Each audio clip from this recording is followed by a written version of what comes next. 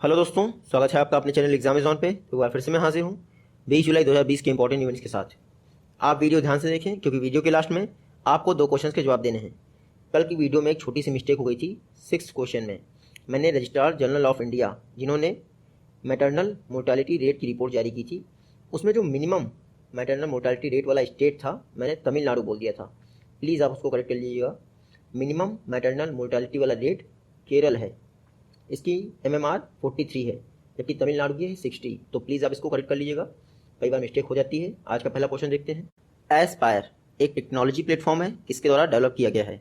तो recently ICAT ने Aspire technology platform को डेवलप किया है। ICAT का फुल फॉर्म क्या है? International centre for automotive technology. ये मानेसर हरियाणा में स्थित है।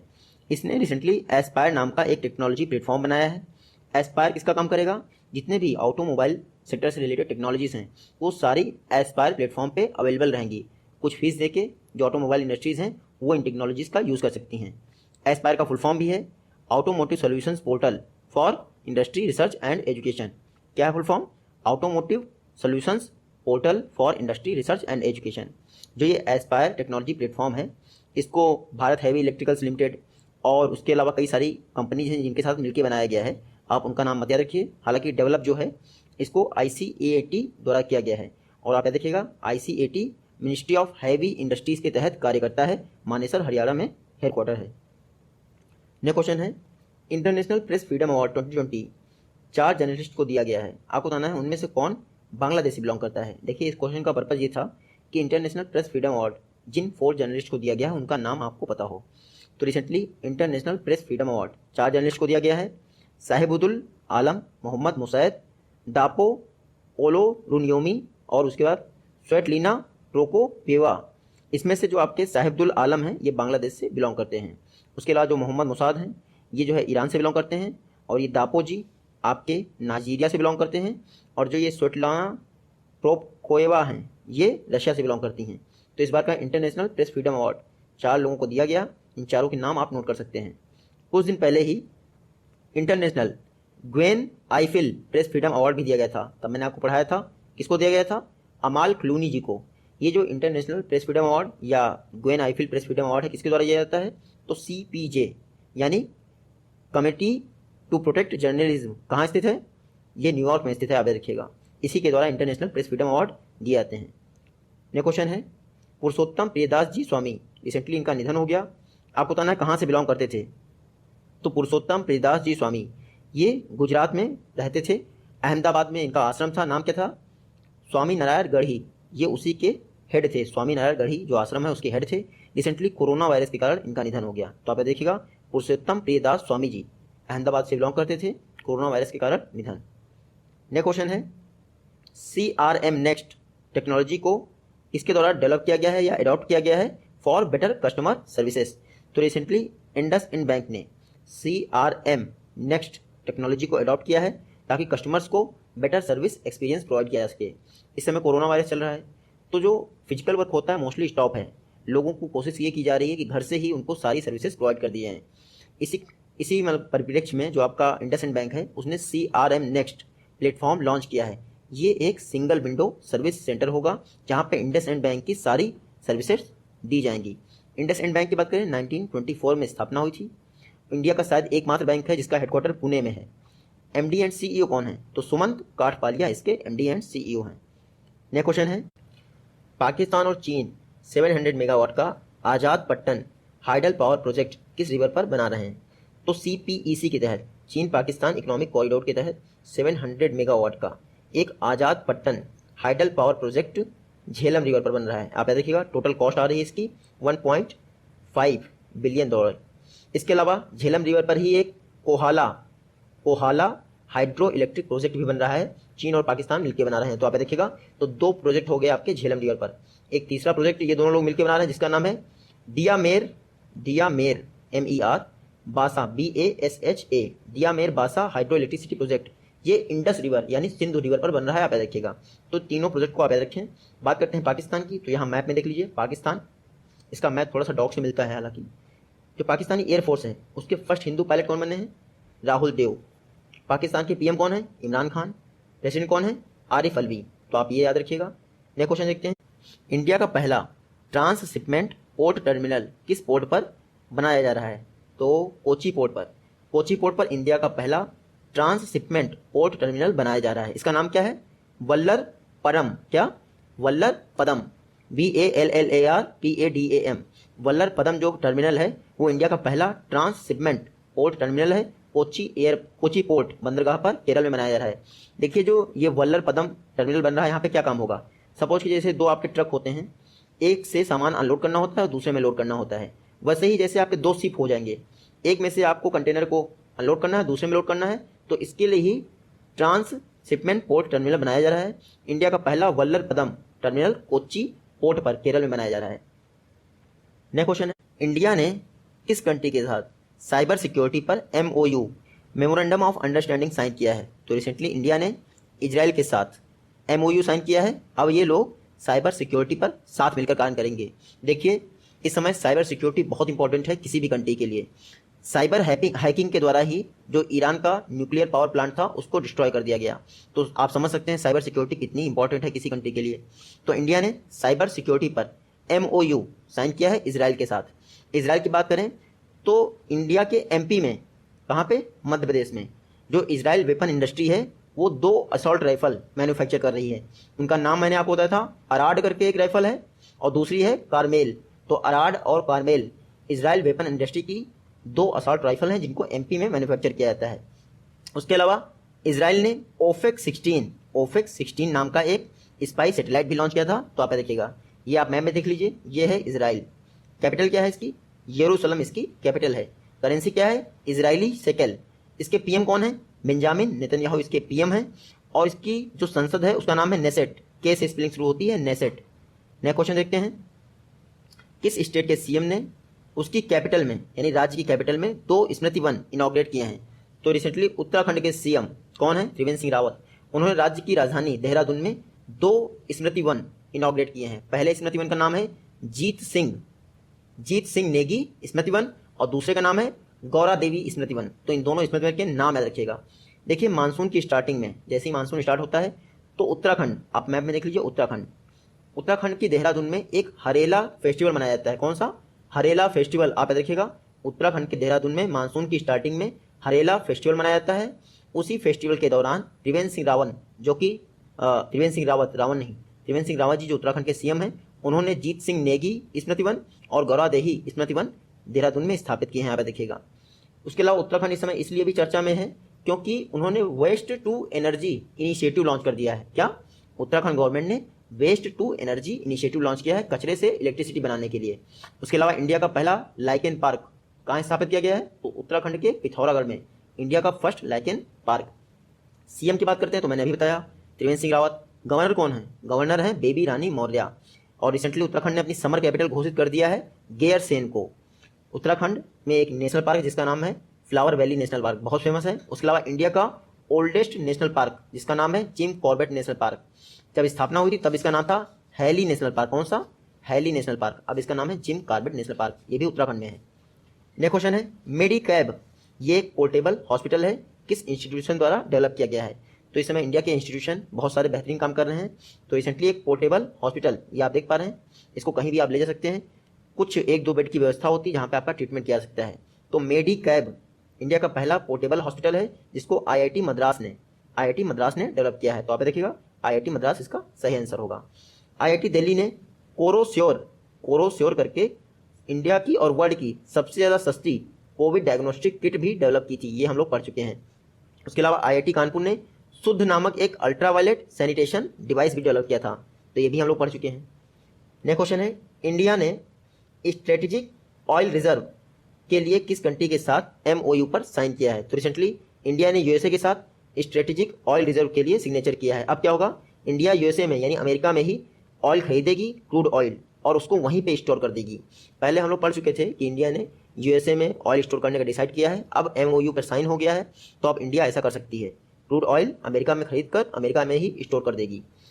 इस समय USA बहुत चर्चा में है, क्यों? क्योंकि WHO से बाहर हो गया है। अब जुलाई 2021 तक पूरी तरह से बाहर हो जाएगा, 1 साल लगता है बाहर होने में।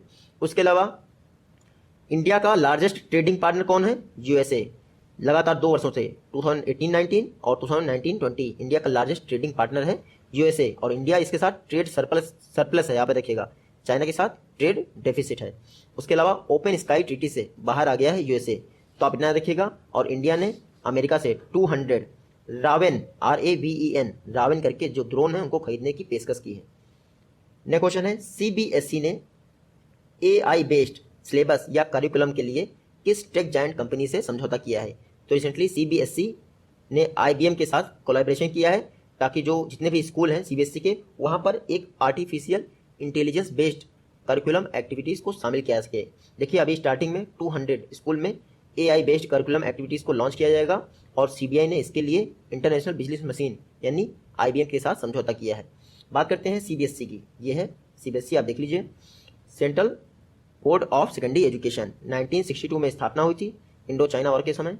हेडक्वार्टर इसका न्यू दिल्ली में है, और चेयरमैन रिसेंटली बने हैं, कौन बने हैं? मनोज आहूजा जी।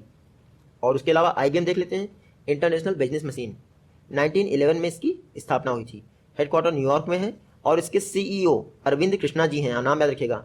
और 1911 जब भी मैं नाम लूँ तो आपको याद रहना चाहिए कि इंडिया की कैपिटल कोलकाता से दिल्ली 1911 में ही ट्रांसफ़र हुई थी, और उसी दौरान यानी 1911 में ही जॉर्ज पंचम भारत की यात्रा पे आए थे। नेक्स्ट क्वेश्चन है, किस स्टेट गवर्नमेंट ने समाधान से Vikas one time settlement scheme launch की है? तो जिन लोगों ने लोन ले रखा है उनको राहत देने के लिए समाधान से विकास नाम का one time settlement scheme launch किया गया है हरियाणा गवर्नमेंट द्वारा। तो आप क्या देखिएगा, समाधान से विकास वन टाइम सेटलमेंट योजना है हरियाणा गवर्नमेंट की। सभी तरह के लोन वालों को इसमें फैसिलिटी दी गई है कि आप एक बार अपने लोन का सेटलमेंट कर सकते हैं। इसके अलावा हरियाणा गवर्नमेंट क्यों चर्चा में है? ये है मैप में हरियाणा गवर्नमेंट इसलिए चर्चा में है क्योंकि पैक्ड ड्रिंकिंग वाटर बोतल प्रोवाइड करने के लिए इन्होंने हरियाणा फ्रेश को स्थापित करने की घोषणा की है। हरियाणा फ्रेश सर्टेन टाइप के स्टॉल होंगे, कई जगह पे स्थापित किए जाएंगे, वहाँ से आप पैक्ड ड्रिंकिंग वाटर की बोतल ले सकते हैं। उसके अलावा नितिन गडकरी ने कुछ दिन पहले ही हरियाणा में थ्री इकोनॉमिक कॉरिडोर्स का इनॉग्रेशन किया था। टोटल 11 इकोनॉमिक कॉरिडोर्स हरियाणा में बन रहे हैं 20,000 करोड़ की लागत से। इनमें से 3 का इनॉग्रेशन हरियाणा में नितिन गडकरी ने किया था। हरियाणा के CM कौन है? मनोहर लाल खट्टर। गवर्नर कौन है? सत्यदेव नारायण आर्य। नेक्स्ट क्वेश्चन है, किस स्टेट गवर्नमेंट ने टर्मरिक रिसर्च इंस्टीट्यूट स्थापित किया है? रिसेंटली तमिलनाडु की गवर्नमेंट ने टर्मरिक रिसर्च इंस्टीट्यूट स्थापित किया है। क्यों? क्योंकि कुछ दिन पहले ही तमिलनाडु में एक ईरोड करके टर्मरिक होती है, हल्दी की एक किस्म है ईरोड टर्मरिक, इसको GI टैग मिला था, जियोग्राफिकल इंडिकेशन टैग मिला था। उसके विषय में रिसर्च करने के लिए एक टर्मरिक रिसर्च इंस्टीट्यूट स्थापित किया गया है। और ये चर्चा भी है कि तमिलनाडु में जो मोर्टेलिटी रेट कम है कोरोना की वजह से, उसमें टर्मरिक का विशेष योगदान है। तो ईरोड टर्मरिक के विषय में रिसर्च करने के लिए टर्मरिक रिसर्च इंस्टीट्यूट तमिलनाडु में स्थापित किया गया है। ये है मैप में तमिलनाडु क्यों चर्चा में है? क्योंकि कुछ दिन पहले ही तमिलनाडु में एक आदिपुरम फेस्टिवल सेलिब्रेट किया गया है। उसके अलावा जो मार्केट बारोइंग फिनेंशियल ईयर 21 के फर्स्ट क्वार्टर में हुई है, मैक्सिमम मार्केट बारोइंग तमिलनाडु द्वारा की गई है, आप इतना रखिएगा। तो इन बातों से तमिलनाडु चर्चा में है। तमिलनाडु के CM कौन है? EK पलानीस्वामी। गवर्नर कौन है? बनवारी लाल पुरोहित। और इंडिया की फर्स्ट न्यूट्रिनो ऑब्जर्वेटरी तमिलनाडु के थेनी डिस्ट्रिक्ट में बन रही है, आप देखिएगा। नेक्स्ट क्वेश्चन है, नाबार्ड ने 795 करोड़ का लोन असिस्टेंस किस स्टेट गवर्नमेंट को प्रोवाइड किया है? तो रिसेंटली नाबार्ड ने वेस्ट बंगाल को 795 करोड़ का लोन असिस्टेंस प्रोवाइड किया है। ये एक रिहेबिलिटेशन पैकेज है, मतलब अम्फान साइक्लोन आया था जिसकी वजह से वेस्ट बंगाल में बहुत ज़्यादा लॉस हो गया था, तो उससे वापस उभरने के लिए एक रिहेबिलिटेशन पैकेज के तौर पर नाबार्ड ने 795 करोड़ रुपए दिए हैं वेस्ट बंगाल की गवर्नमेंट को। हालांकि वेस्ट बंगाल गवर्नमेंट ने 1028 करोड़ रुपए मांगे थे। नाबार्ड इस समय बहुत चर्चा में है क्योंकि नाबार्ड ने अंडमान एंड निकोबार में 44 लाख का प्रोजेक्ट लॉन्च किया है। उसके अलावा नाबार्ड ने जो कर्नाटक है उसमें जो सेल्फ हेल्प ग्रुप्स होते हैं उनकी स्किलिंग के लिए 2.51 करोड़ जो इसका ई शक्ति इनिशिएटिव है उसके तहत दिए हैं, आप याद रखिएगा। और कुछ दिन पहले ही नाबार्ड का 39th फाउंडेशन डे था, डिजिटल चौपाल भी ऑर्गेनाइज की। नाबार्ड की स्थापना कब हुई थी? 1982 में, हालांकि एक्ट 81 में पास हुआ था। हेडक्वार्टर नाबार्ड का कहाँ है? मुंबई में। और रिसेंटली इसके चेयरमैन बने हैं गोविंदा राजलू चिंतला। ये है मैप में वेस्ट बंगाल, आप देख सकते हैं। इसकी CM कौन है? ममता बनर्जी। इसके गवर्नर कौन है? जगदीप धनकर इसके गवर्नर हैं। कुछ दिन पहले ही इन्होंने सेल्फ स्कैन करके एक मोबाइल ऐप भी लॉन्च किया है वेस्ट बंगाल ने, जो कैम स्कैनर है उसकी जगह लेगा, आप देखिएगा। नेक्स्ट क्वेश्चन देखते हैं, किस स्टेट गवर्नमेंट ने मधु बाबू पेंशन योजना में ट्रांसजेंडर कम्युनिटी को भी शामिल कर लिया है? तो रिसेंटली ओडिशा ने मधु बाबू पेंशन योजना में ट्रांसजेंडर कम्युनिटी को भी शामिल कर लिया है। ये जो मधु बाबू पेंशन योजना है ओडिशा गवर्नमेंट ने 2008 में लॉन्च की थी। जो दिव्यांग नागरिक थे यानी डिसेबल पर्सन थे, उसके अलावा जो ओल्ड एज पर्सन थे उड़ीसा के, उनको कुछ फाइनेंशियल असिस्टेंस प्रोवाइड करने के लिए। तो अभी तक मधु बाबू पेंशन योजना में ट्रांसजेंडर कम्युनिटी के लोग नहीं आते थे, लेकिन अब वो आएंगे। आप याद रखिएगा, ट्रांसजेंडर कम्युनिटी को मधु बाबू पेंशन योजना में ओडिशा गवर्नमेंट द्वारा इंक्लूड कर लिया है। उसके अलावा जो ओडिशा है उसने आशा और जो आंगनबाड़ी वर्कर्स होते हैं उनकी फैमिली के लिए एक मंथली पेंशन स्कीम भी लॉन्च की है। तो आप देखिएगा, आशा और आंगनबाड़ी वर्कर्स के लिए मंथली फैमिली पेंशन स्कीम भी लॉन्च की है। यह है मैप में ओडिशा। ओडिशा इंडिया का पहला स्टेट बन गया है जिसने लैंड मैनेजमेंट के लिए स्पेस टेक्नोलॉजी और आर्टिफिशियल इंटेलिजेंस टेक्नोलॉजी यूज़ की है। ब्लूज करके एक पोर्टल था, BLUIS, Bhubaneswar land use intelligence system, ये जो है उड़ीसा द्वारा लॉन्च किया था और ऐसा करने वाला इंडिया का पहला स्टेट बन गया है उड़ीसा। उसके अलावा 5 डिस्ट्रिक्ट्स को नक्सल अफेक्टेड एरियाज से बाहर कर दिया है उड़ीसा गवर्नमेंट ने। उड़ीसा के सीएम कौन है? नवीन पटनायक। गवर्नर कौन है? गणेशी लाल। और उड़ीसा का भितरकनिका नेशनल पार्क बहुत फेमस है। उसके अलावा सिमलीपाल नेशनल पार्क और गाहिर माथा वाइल्ड लाइफ सेंचुरी बहुत फेमस है। चिल्का लेक इंडिया की और एशिया की लार्जेस्ट सॉल्ट वाटर लेक है, वो उड़ीसा में ही है। नेक्स्ट क्वेश्चन है, सभी नॉर्थ ईस्ट स्टेट की कैपिटल को इंडियन रेलवे के अंतर्गत किस वर्ष तक कनेक्ट कर दिया जाएगा? तो अभी नॉर्थ ईस्ट में इंडियन रेलवे पूरी तरह से नहीं है। इंडियन रेलवे ने अनाउंस किया है 2023 यानी 2023 तक नॉर्थ ईस्ट राज्यों की सभी राजधानियों को, जितने भी राज्य हैं 7 सिस्टर्स कहा जाता है, इनकी सभी कैपिटल्स को इंडियन रेलवे द्वारा कनेक्ट किया जाएगा। अभी तक असम, मणिपुर और अरुणाचल प्रदेश की कैपिटल्स को ही इंडियन रेलवे कनेक्ट कर पाया है। बाकी जो 4 राज्य हैं उनको अगले 3 से 4 वर्ष में कनेक्ट कर देगा यानी 2023 तक। बात करते हैं इंडियन रेलवे की, 2030 यानी 2030 तक इन्होंने नेट जीरो कार्बन एमिशन का भी लक्ष्य रखा है, आप रखिएगा। उसके अलावा आंध्र प्रदेश से बांग्लादेश को पहली बार इंडियन रेलवे ने ड्राई चिलीज ट्रांसपोर्ट की हैं, एक्सपोर्ट की हैं, तो आप रखिएगा। बात करते हैं इंडियन रेलवे की, इंडिया में पहली बार 1853 में रेलगाड़ी चली थी। कहाँ से? मुंबई से थाने, 34 किलोमीटर के लिए। उस समय भारत के गवर्नर जनरल कौन थे? तो लॉर्ड डलहौजी उस समय भारत के गवर्नर जनरल थे। इंडिया के फर्स्ट रेलवे मिनिस्टर कौन थे? तो आज़ादी के बाद जॉन मैथाई इंडिया के पहले रेलवे मिनिस्टर थे और वर्तमान में कौन है? पीयूष गोयल जी। नेक्स्ट क्वेश्चन है, the spirit of cricket India book किसके द्वारा लिखी गई है? तो ऑस्ट्रेलिया के पूर्व कप्तान और रिटायर्ड बैट्समैन स्टीव वॉ द्वारा ये spirit of cricket India book लिखी गई है। इसमें क्या दिखाया गया है? आप देख रहे हैं ना, इंडिया में क्रिकेट का कितना स्पिरिट है, लोग धूप में खेलते रहते हैं, उस स्पिरिट को दिखाया गया है इस बुक में।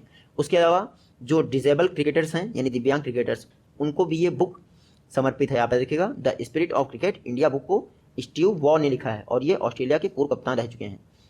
आज का लास्ट क्वेश्चन है, प्रेसिडेंट रामनाथ कोविंद के न्यू प्राइवेट सेक्रेटरी कौन अपॉइंटेड हैं? तो रिसेंटली पी प्रवीण सिद्धार्थ जी को हमारे इंडिया के प्रेसिडेंट रामनाथ कोविंद जी का नया प्राइवेट सेक्रेटरी नियुक्त किया गया है। तो आप देखिएगा, इन्होंने विक्रम सिंह जी की जगह ली है। विक्रम सिंह जी शिपिंग मिनिस्ट्री में एक ज्वाइंट सेक्रेटरी बन गए हैं, तो अब उनकी जगह पी प्रवीण सिद्धार्थ जी ने ली है। ये 2001 बैच के इंडियन रेवेन्यू सर्विस के ऑफिसर हैं।